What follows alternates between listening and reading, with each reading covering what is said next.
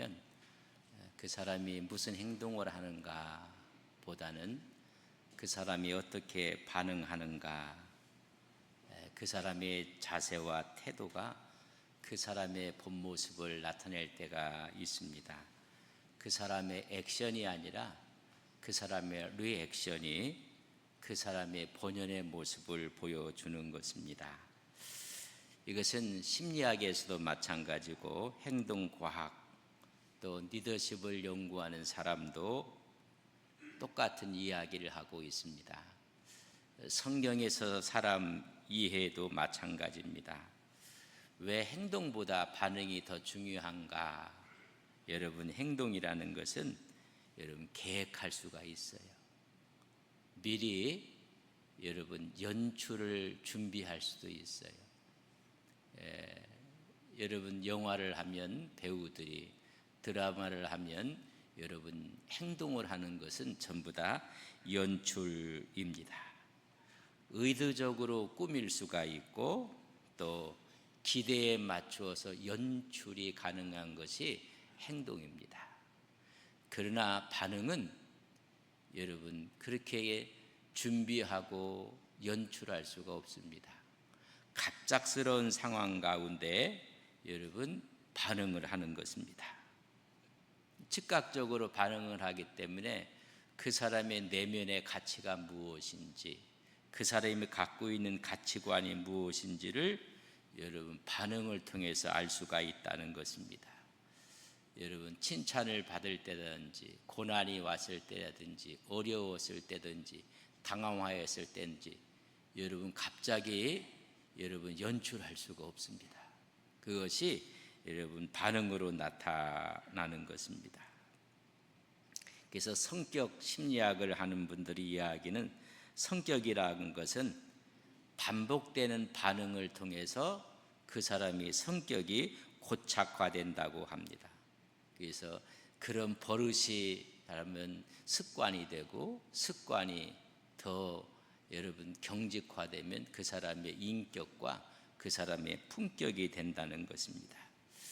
리더십을 하는 사람들은 이야기할 때 위기가 기회다 그런 이야기를 하는데, 위기는 사람을 만드는 것이 아니라 그 사람의 본 모습을 드러나게 한다. 여러분 위기가 오면 그 사람의 본 모습이 드러나는 것입니다. 그 본 모습 가운데 여러분 적극적인 마음을 가졌는가 소극적인 마음을 가졌나가 그 기회를 통해서 여러분 또한 하나님의 위대한 축복의 역사가 되지만은 여러분 위기라는 것은 그 사람의 본 모습을 드러나게 하는 것이라고 이야기를 합니다. 그래서 중요한 게 뭐냐면 여러분 갖고 있는 마음입니다. 마음. 어떤 마음을 갖고 있는가? 그래서 마음속에 있는 것이 나타나는 거거든요. 누가복음 6장 45절에 보면 선한 사람은 마음에 쌓은 선에서 선을 내고 악한 자는 그 쌓은 악에서 악을 내나니 이는 마음에 가득한 것을 입으로 말합니다. 입으로 나오는 것은 그 사람 마음속에 쌓여있던 것들이 여러분 나오는 것이라 그런 이야기입니다. 잠언 4장 23절에 보면 모든 지킬 만한 것 중에 더욱 내 마음을 지키라. 생명의 근원이 이에서 남이니라. 이 마음을 지키라고 이야기했는데 예레미야 17장 9절에 보면 그 마음을 만물보다 거짓되고 심히 부패한 것은 마음이라. 누가 능히 이를 알리오. 어제까지 좋아했는데 오늘 갑자기 싫어하는 사람들의 마음을 여러분 어떻게 알겠습니까? 가장 부패하고 가장 못 믿을 것이 마음이라고 했고, 그래서 로마서 12장 2절에 보면 너는 이 세대를 본받지 말고 오직 마음을 새롭게 하라. 마음을 새롭게 할 때 변화가 오고 마음을 새롭게 할 때 분별력을 얻게 되느니라 라고 이야기를 해주고 있습니다. 그렇다면 이 마음에 따라서 인간의 유형들이 나타나요. 우리는 거미형이다, 개미형이다, 꿀별형이다 이런 이야기도 하는데 오늘 본문에서 나타내는 인간의 세 가지 유형이 있습니다. 그 유형은 예루살렘으로 이제는 압살롬의 난이 평정이 되고 예루살렘으로 여러분 귀환을 합니다. 돌아오는 길에 그를 맞이했던 세 종류의 사람이 나옵니다. 이것은 한 그 사람의 인격을 얘기하는 것이 아니라 전반적인 인류가 보여줄 수 있는 유형의 대표격을 말해주고 있습니다. 평정이 돼서 돌아오는 다윗 앞에 나타난 세 종류의 인간의 모습이 보여집니다. 오늘 16절과 23절을 읽어보면 시므이가 나와요. 시므이의 형이 있습니다. 이 시므이는 시대적 흐름과 주류에 아주 약삭빠르게 여러분 적응하는, 편승하는 기회주의자의 형입니다. 인생이 살다 보면 꼭 기회주의자들이 있어요. 시류의 편승을 잘하고 여러분 오히려 판단 능력이 빠른 사람들이 있습니다. 이 시므이는 어떤 사람이었는가 하면 압살롬의 반란을 통해서 다윗이 여러분 도피를 합니다. 그 눈물을 흘리며 도피할 때 나타나서 저주를 했던 사람이 시므이입니다. 16장 7절에 보면 시므이가 저주하는 가운데 이와 같이 말하느니라. 피를 흘린 자여, 사악한 자여, 가거라 가거라.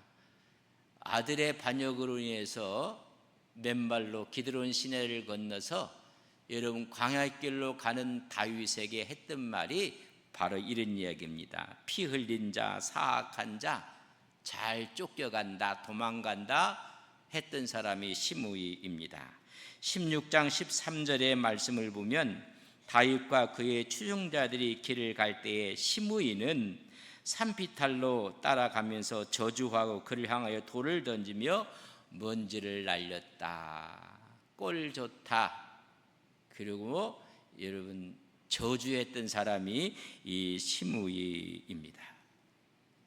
압살롬이 승리할 줄 알았는데 압살롬이 패하고 말았습니다. 그리고 이제쯤 다윗이 왕권이 회복되며 예루살렘으로 올라가게 됩니다. 그때 가장 먼저 나와서 맞이한 사람이 시므이입니다. 그렇게 저주하고 돌을 던졌던 그가 제일 먼저 내려와서 맞이하는 모습을 보게 됩니다. 오늘 본문에 있는 말씀이나 16절에서 17절에 있는 말씀을 보게 되면 바후림에 있는 베냐민 사람 게레의 아들 시므이가 급히 유다 사람과 함께 다윗 왕을 맞으려 내려올 때에 베냐민 사람 1000명이 그와 함께하고 사울의 집안의 종 시바도 그의 아들 15과 종 20명과 더불어 그와 함께하여 요단강을 밟고 건너 왕 앞으로 나아오니라. 여러분 그렇게 저주하고 돌을 졌던 시므이가 혼자만 오는 것이 아니라 대대적인 환영 인파를 몰고 와요. 1000명이나 되는 사람을 이끌고 와갖고 여러분 다윗의 귀환을 환영하고 맞이하는 사람이 시므이입니다. 우리말로 어저께까지 욕을 했던 그 인간이 오늘은 피켓을 들고 환영하러 나오는 모습을 보게 됩니다. 거기에 시바도 그의 종들과 그와 함께했던 식소를 데리고 와서 나왔다는 이야기를 오늘 본문에 기록하고 있습니다. 여러분 권력의 행방을 정확하게 판단하는 사람, 민감한 사람, 몰락했을 때는 저주하고 회복되면 가장 먼저 아첨과 아부를 하는 인간의 유형을 시므이형이라고 합니다. 여러분 주위에는 혹시 시므이형의 유형은 없는지? 이런 유형은 시대의 감에 따라서 없어질 것 같지만은 오늘 이 시대에도 그런 형이 있는 것입니다. 늘 강한 자의 편에 가서 서는 사람들, 상황에 따라서 태도를 바꾸는 사람들, 신념보다는 유빌리를 따라서 이리 갔다 저리 갔다 계산하는 사람들, 여러분 이런 사람들이 여러분 우리 주위에 많이 있습니다. 이 사실을 알고 나서 아비새가 왕이여, 왕이 도피할 때 저주했던 저 사람 죽여야 됩니다. 죽이자고 이야기를 하는 모습을 보게 됩니다. 사무엘하 19장 21절에 보면 수르의 아들 아비새가 대답하여 이르되 시므이가 여호와의 기름 부으신 자를 저주하였으니 그로 말미암아 죽어야 마땅하지 아니하니까. 전 죽어야 됩니다. 1000명을 이끌고 나와서 환영 피켓을 들고 있는 저 시므이, 왕이 도망갈 때 저주했던 사람입니다. 저를 죽이자고 이야기를 해요. 근데 다윗이 그를 살려줘요. 여러분, 그가 나올 때 몇 명을 데리고 나와요? 1000명을 데리고 나왔어요. 그러면 자기 뒤에 누가 있다는 거예요? 나도 나름대로 힘이 있다는 것을 과시하며 나왔어요. 지금 반란이 끝났지만은 여러분 정치가 혼란스러운 거예요. 여러분 쿠데타가 일어나고 별난이 일어난 후에는 정권의 안정이 더 중요합니다. 1000명이나 일구 왔다는 이야기는 내 뒤에 이만한 힘이 있다는 것을 과시하는 그런 시므이의 모습을 다윗은 간파한 것입니다. 그 뒤에 베냐민 지파가 있고 지파 연합을 하면서 있던 힘을, 그래서 내가 있는 동안에는 너를 죽이지 않겠다. 그래서 살려줘요. 근데 다윗이 마지막 유언을 합니다. 자기 아들 솔로몬에게 여러분 내 생이 다 했고 모든 사람이 가는 길로 내가 가게 되었는데 내가 아들 솔로몬에게 유언할 때 어떤 유언을 하는가? 열왕기상 2장 8절에서 9절에 보면 바후림 베냐민 사람 게라의 아들 시므이가 너와 함께 있나니 이는 내가 마하나임으로 갈 때에 악독한 말로 나를 저주하였느니라. 그러나 그가 요단에 내려와서 나를 영접함으로 내가 여호와를 두고 맹세하여 이르기를 내가 칼로 너를 죽이지 아니하리라 하였노라. 내 왕권에 있을 동에는 내가 너를 죽이지 않겠노라. 내가 맹세하였노라. 그러나 그를 무죄한 자로 여기지 말지어다. 너는 지혜 있는 사람으로 그에게 행할 일을 알지니 그의 백발이 피 가운데 수월로 내려가게 하라. 죽이라는 얘기입니다. 다윗이 마지막 숨을 넘겨가면서 자기 아들 솔로몬에게 유언한 것은 그를 죽이라 라고 이야기한 시므형은 마지막은 여러분 비참하게 된다는 것을 우리에게 말씀해 주고 있는 모습을 보게 됩니다. 두 번째 나오는 유형이 있습니다. 무비보셋형입니다. 은혜를 은혜로 아는 사람, 은혜를 보답할 줄 아는 사람. 인생은 다 시므이 같은 유형만 있는 것이 아닙니다. 충성된 사람도 있습니다. 다윗이 아들 압살롬의 반란으로 인해서 도피하는 가운데 모함과 억울함을 당한 사람이 무비보셋입니다. 지금 귀환에서 오는데 여러분 다윗이 무비보셋에게 이야기를 합니다. 그 말을 우리가 들어보면 24절에 19장 24절에 이렇게 사울의 손자 무비보셋이 내려와 왕을 맞으니 그는 왕이 떠난 날부터 평안히 돌아오는 날까지 그의 발을 맵시 내지 아니하고 그의 수염을 깎지 아니하며 옷을 빨지 아니했던 무비보셋이 있습니다.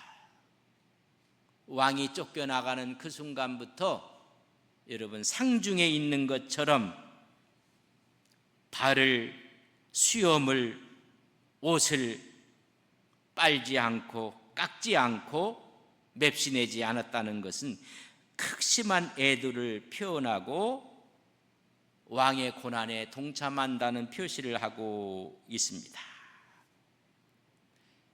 근데 문제는 뭐냐면 도피할 때 무비보셋이 나타나지 않았습니다. 함께 가야 될 사람이 나타나지 않아서 왕이 오해를 하고 있습니다. 여러분, 성경에 보면 이렇게 기록하고 있는 모습을 보게 됩니다.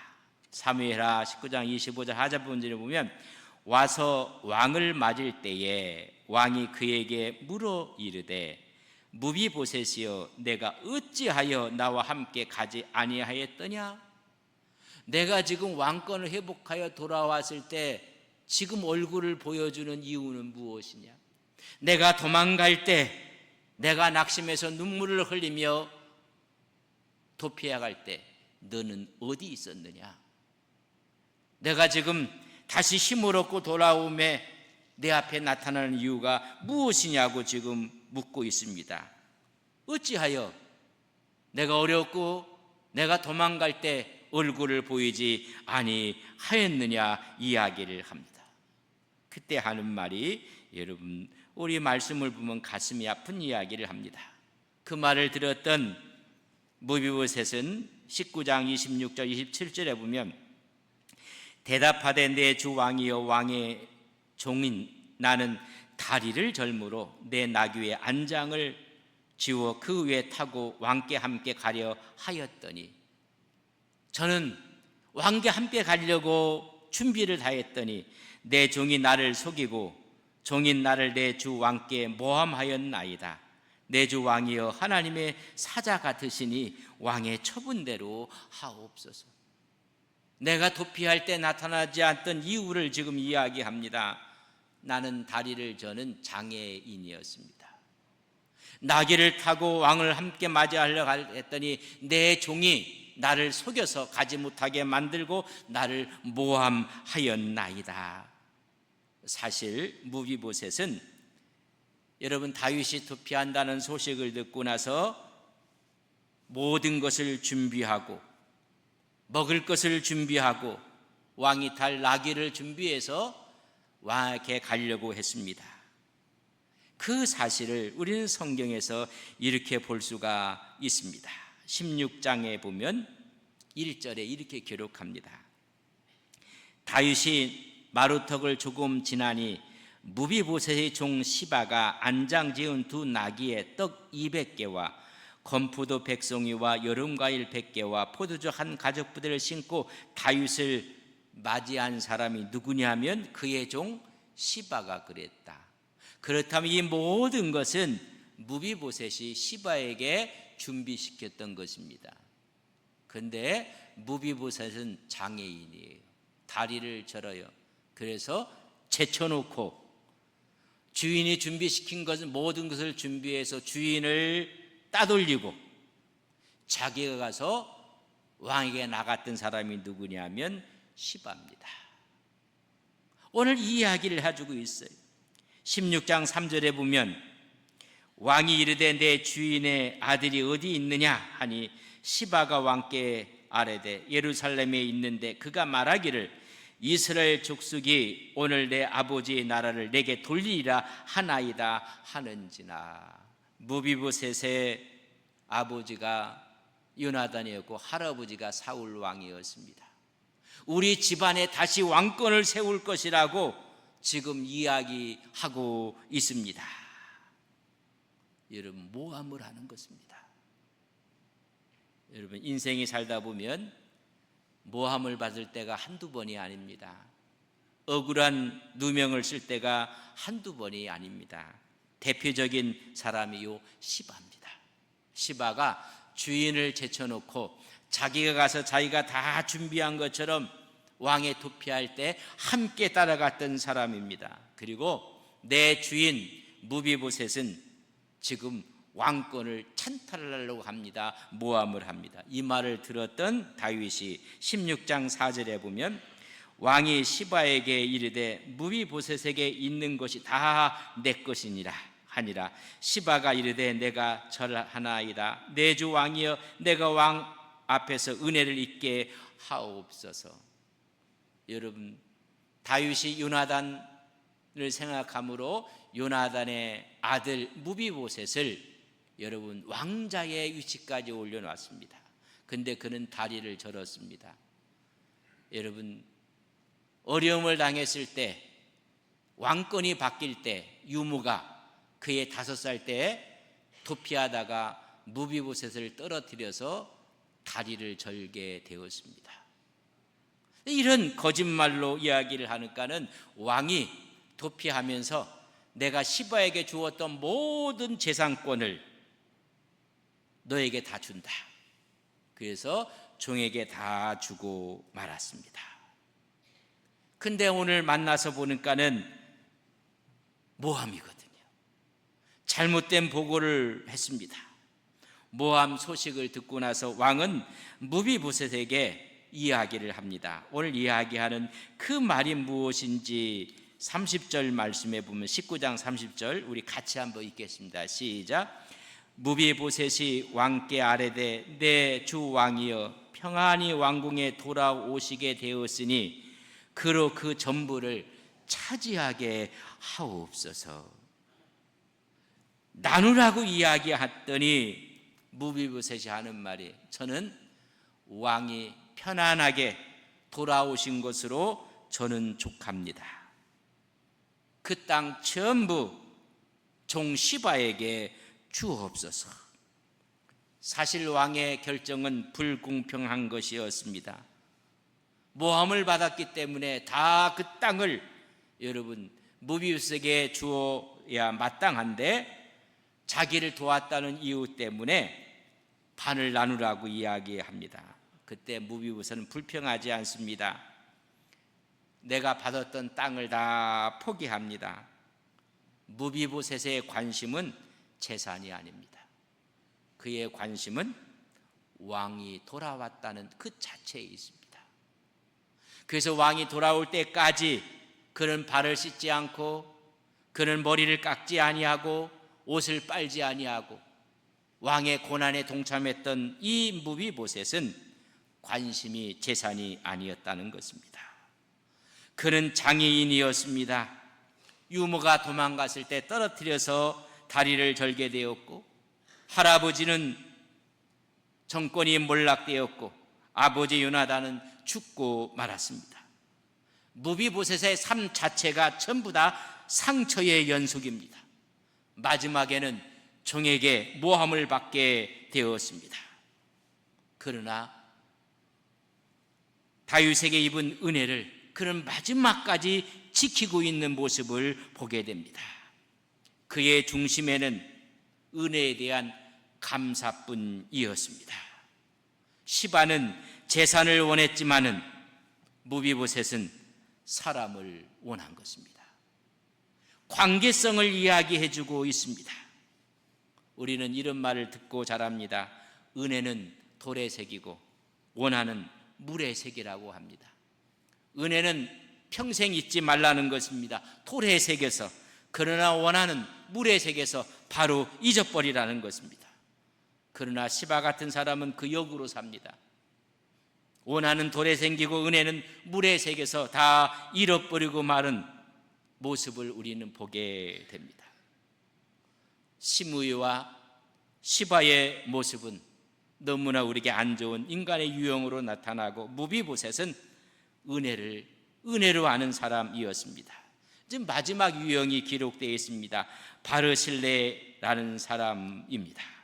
그 바르실레를 표현하기를 사무엘하 19장 31절에서 32절에 보면 길르앗 사람 바르실레가 왕이 요단을 건너가게 하려고 르글람에서 내려와 함께 요단에 이르니 바르실레는 매우 늙어 나이가 80세라. 그는 큰 부자이므로 왕이 마하나임에 머물 때에 그가 왕을 공개하였더라. 여러분 다윗이 피신을 해서 마하나임에 있었을 때 부자였던 이 바르실레가 왕을 공개했던 사람입니다. 실추된 왕권의 장본이었던 다윗을 위해서 그가 최선을 다했던 사람입니다. 그래서 이제 마지막 예루살렘을 올라갈 때 왕이 제안을 합니다. 19장 23절에 있는 33절에 있는 말씀을 저랑 같이 한번 마지막으로 읽겠습니다. 시작. 왕이 바르실레에게 이르되 너는 나와 함께 건너가자. 예루살렘으로 내가 너를 공개하리라. 이제 같이 가자. 네가 생명을 걸고 압살롬을 두려워하지 않고 나를 위해 최선을 다했는데 이제는 내가 너의 은혜를 내가 공개하리라. 나와 함께 예루살렘으로 올라가자고 청을 하게 됩니다. 그때 거절했던 사람이 바로 바르실레입니다. 그는 큰 부자라고 했습니다. 부자는 집요하게 권력을 잡고 싶어하는 것이 여러분 속성입니다. 권력을 주어주겠다고 지금 다윗 왕이 이야기를 합니다. 그때 그는 거절을 하게 됩니다. 어찌 내가 왕과 함께 예루살렘에 올라가리까? 내 나이가 80세라는 것입니다. 여러분 나이가 들면 노욕이 더 심해집니다. 여러분 나이가 들면 욕심을 내려놓을 것 같지만은 나이가 들수록 노욕과 노탐이 얼마나 강한지 이루 말할 수가 없습니다. 그러나 다 내려놓습니다. 돈, 명예, 권력 이것을 더 갖고 싶어하는 부자들의 속성을 오늘 바슬리에는 완전히 무너뜨리고 있습니다. 이 모든 것을 초월한 사람 바르실레의 형 인간이 있습니다. 더 이상 왕궁을 더 이상 권력을 탐하지 않습니다. 그는 욕심보다 인생의 만족을 원했던 사람입니다. 은혜를 베풀었지만은 포상을 요구하지 않았습니다. 세 사람의 유형 시므이, 시바는 아주 세속에 찌든 사람들이었습니다. 그러나 무비보셋 형은 은혜를 아는 충성과 은혜를 아는 사람이었습니다. 바슬리에는 다윗으로부터 은혜 받은 것이 없습니다. 그러나 마지막까지 그를 공개하고 보상을 바라지 않는 높은 수준의 품격을 우리에게 보여주고 있습니다. 사람의 가치는 오늘 세 사람을 통해서 주님이 오시는 재림시에 이런 유형이 있을 것입니다. 두려움과 생존현입니다. 심판이 두려워서 찾아오는 사람,